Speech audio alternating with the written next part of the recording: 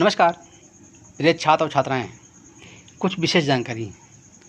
एक ही संपादकीय पैसेज पर आपको 4 वीडियो दी गई हैं, जिसमें एक 80 की स्पीड है, एक 100 की स्पीड है, एक 120 की है, एक 140 की है। तो मेरा कहना है कि पहले आप 80 की स्पीड पर टारगेट करें, वो पूरा होने पर 100 पर करें, फिर वो पूरा होने पर 120 पर करें, फिर वो पूरा होने पर 140 की करें। इसी क्रम से अगर करते रहेंगे तो आपकी स्पीड बढ़ती रहेगी।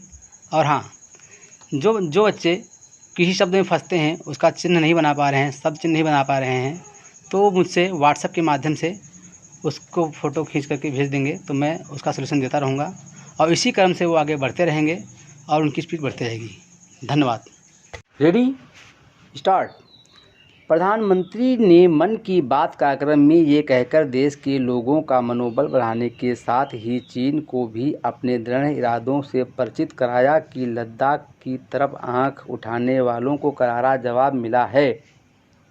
प्रधानमंत्री ने जिस तरह ये कहा कि हमें दोस्ती निभाना और आंखों में आंखें डालकर जवाब देना भी आता है, उससे उन्होंने ये संकेत भी दे दिया कि चीन को उसकी धोखेबाजी का जवाब दिया जाएगा। यह ज़रूरी भी है।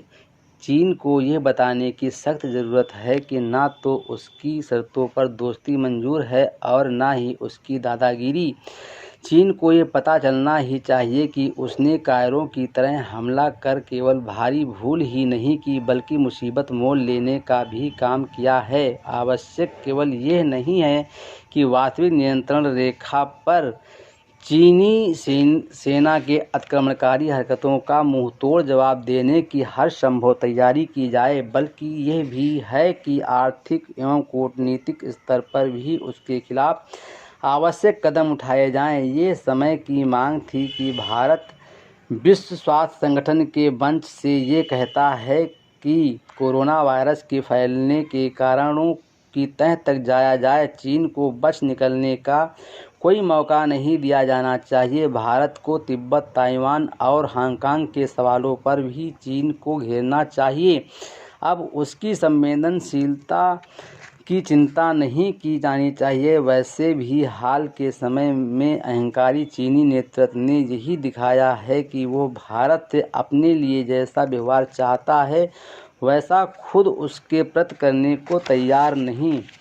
यह अच्छा हुआ कि प्रधानमंत्री ने लोकल के लिए वोकल नारे को नए सिरे से रेखांकित करते हुए देश में बनी चीज़ों का इस्तेमाल करने पर जोर दिया। उनकी इस बात का इसलिए विशेष महत्व है क्योंकि देश में पहले से ही चीनी उत्पादों के बहिष्कार की मांग तेज हो रही है।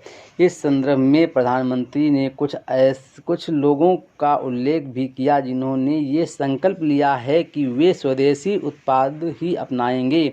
साफ है कि प्रधानमंत्री ये कहना चाह रहे हैं कि सभी देशवासी ऐसा ही करें। इससे ही आत्मनिर्भर भारत अभियान को मजबूती मिलेगी और जब ऐसा होगा तब चीनी वस्तुओं की मांग अपने आप गिरेगी। बेहतर हो कि भारतीय उद्योग जगत ये समझे कि चीन के खिलाफ देश में जो माहौल बना है वो उसके लिए एक अवसर है। निसंदेह सरकार को भी ये देखना चाहिए कि चीन के प्रति लोगों के स्वाभाविक और सर्वथा उचित आक्रोश को भारतीय उद्योग जगत सही तरह से भुनाने में कैसे सफल हों।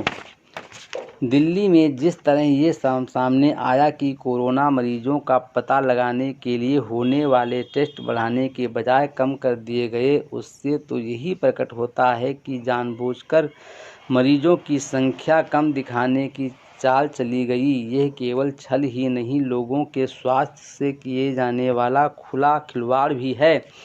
आखिर ऐसे लापरवाही भरे रवैये से कोरोना के खिलाफ लड़ी जा रही लड़ाई को कैसे जीता जा सकता है। चूँकि स्वास्थ्य राज्यों का विषय है, इसलिए केंद्र सरकार निर्देश ही दे सकती है, लेकिन सेहत के समक्ष संकट की स्थिति में उसे चाहिए कि वो अपनी अंतर मंत्रालयी टीमों को उन राज्यों में फिर भेजे जहां कोरोना मरीजों के उपचार में भयंकर लापरवाही देखने को मिल रही है। ये समझने की सख्त ज़रूरत है कि सरकारी स्वास्थ्य ढांचे को सुधारे और उसे जवाबदेह बनाए। बनाए बगैर बात बनने वाली नहीं है। कोरोना संक्रमण की चपेट में आए लोगों के उपचार में हो रही घोर लापरवाही का स्वतः संज्ञान लेते हुए सुप्रीम कोर्ट ने जैसे कठोर शब्दों में अपना क्षोभ व्यक्त किया, उस पर शायद ही किसी को हैरानी हो, क्योंकि हालात वास्तव में बहुत ख़राब दिख रहे हैं। ऐसा लगता है कि सरकारी स्वास्थ्य ढांचा चरमराकर टूटने ही वाला है। सबसे बड़ी विडंबना ये है कि सरकारी अस्पतालों का सबसे बुरा हाल दिल्ली और मुंबई में देखने को मिल रहा है। अब यदि देश की प्रशासनिक और वित्तीय राजधानी में स्वास्थ्य ढांचे का इतना बुरा हाल है, तो फिर ये अनुमान सहज ही लगाया जा सकता है कि अन्य शहरों में हालात कितने दयनीय होंगे। दुर्भाग्य से अनुमान लगाने की ज़रूरत नहीं, क्योंकि देश के अन्य शहरों के सरकारी अस्पतालों के खराब और डरावने हालात को बयान करने वाली खबरों का सिलसिला थम नहीं रहा है। ऐसी खबरें देश की बदनामी का कारण भी बन रही हैं। समझना कठिन है कि जब इसका अंदेशा मार्च माह में ही उभर आया था कि लाखों लोग कोरोना वायरस से संक्रमित हो सकते हैं और उनके उपचार के लिए अस्पतालों में बड़ी संख्या में बेड के साथ अन्य संसाधन भी चाहिए होंगे, तब फिर राज्य सरकारें युद्ध स्तर पर जुटकर पर्याप्त व्यवस्था क्यों नहीं कर सकी। शायद समुचित व्यवस्था बनाने से अधिक ध्यान बड़े बड़े दावे करने में दिया गया और इसलिए आज ये देखने सुनने को मिल रहा कि कहीं कोरोना मरीजों को भर्ती करने से इनकार किया जा रहा है, कहीं भर्ती के बाद उन्हें उनके हाल पर छोड़ दिया जा रहा है और कहीं कहीं तो उनके शवों को कचरे वाले वाहनों में ले जाया जा रहा है। ये अकल्पनीय भी है और अक्षम्य भी। Full stop.